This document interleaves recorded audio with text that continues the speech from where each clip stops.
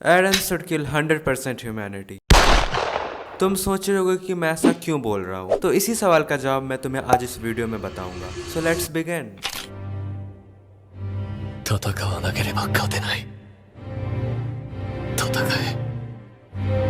戦え。 season 3 में जब एरन के बेसमेंट का राज हमें पता चलता है, तब हमें समझ आता है कि असली दुश्मन टाइटन्स नहीं बल्कि वो लोग हैं जो कि वॉल्स के बाहर रहते हैं। जितने भी टाइटन्स हमारे दुनिया में आ रहे थे वो इन लोगों के ही वजह से आ रहे थे, जो कि पैराडाइस के लोगों को अपना दुश्मन मान बैठे हैं। इसके साथ ही जब हमें वॉल्स के बाहर की दुनिया के बारे में पता चला था, तब हमें जानने को मिला था कि वहाँ के एल्डियंस के साथ ये लोग कैसा बिहेव करते हैं, जिसे हमने एरन के फादर ग्रीसा येगर की बैक स्टोरी में जाना था। उनकी छोटी बहन को सिर्फ एल्डियन होने के कारण वहाँ के लोगों ने कितनी बुरी तरीके से मरवा दिया था, और यहाँ तक कि वहाँ के एल्डियंस को मारले के लोग एबनॉर्मल टाइटन में ट्रांसफॉर्म कर देते थे। मतलब अभी तक जिन्हें हम टाइटन समझ के मारते आ रहे थे वो सारे हमारी तरह इनोसेंट एल्डियन थे। फिर सीजन 3 के एंड में एरन को समझ आ जाता है कि अगर हमें फ्रीडम चाहिए तो हमें वॉल्स के बाहर के सारे दुश्मन को मार देना होगा, और जो कि बिल्कुल सही था।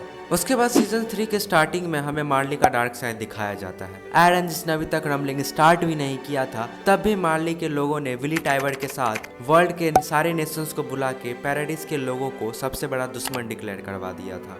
एरन येगर, जिसको उन लोगों ने ऐसा विलन बताया जो कि सारी दुनिया को रम्बलिंग से ख़त्म करना चाहता है, जबकि ऐसा कुछ था भी नहीं, और सारे नेशन पैराडाइस को ख़त्म करने के लिए एक साथ उस पर हमला करने का तैयारी कर रहे होते हैं। ना अब मैं तुमसे पूछता हूँ कि अगर कोई तुम्हारे घर पे अटैक करने का प्लान बनाए तो तुम उनके साथ क्या करोगे? सेम एरन ने भी वही किया। सारे वर्ल्ड से लड़ने के लिए उसके पास अब रम्बलिंग ही एक लास्ट ऑप्शन था जिससे वो अपने लोगों को बचा पाए, और उसने अपने लोगों को बचाने के लिए वर्ल्ड के 80% ह्यूमैनिटी को खत्म कर दी। लेकिन उसे 100% करना चाहिए था, क्योंकि जब एरन ने रम्बलिंग 80% पे रोक दिया था तब शायद इसीलिए उसने रोका होगा कि पैराडाइस के लोग अब अपनी लाइफ पीसफुल बिता पाएंगे और आगे जाके कोई भी ऐसा वॉर नहीं करेगा, क्योंकि इतना डिस्ट्रक्शन पहले ही हो चुका है। लेकिन जितने भी लोगों ने अटैक ऑन टाइटन एंड तक देखा है, उन्हें पता होगा कि कई जनरेशन के बाद वही बचे हुए लोग पैराडाइस के साथ वॉर करते हैं और उस पर बॉम्बिंग करके पूरा आइलैंड को ही खत्म कर देते हैं। मतलब जिसके लिए एरन ने इतना डिस्ट्रक्शन और इन 20% ह्यूमैनिटी को ही जिंदा छोड़ा था, वही आगे जाके पैराडाइस को खत्म कर देते हैं। तो इन 20% को छोड़ने का मतलब क्या बनता है जब वही लोग तुम्हारे घर को तबाह कर देंगे?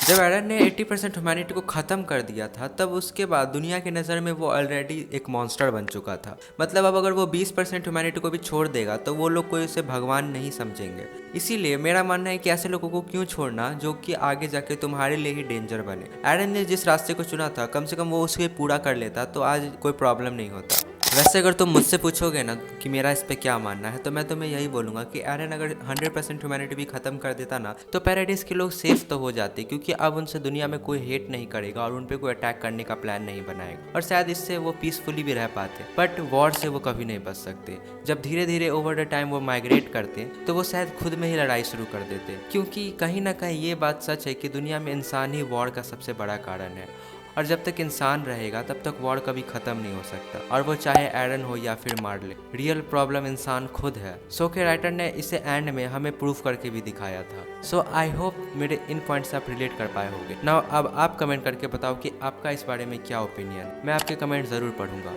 बाय।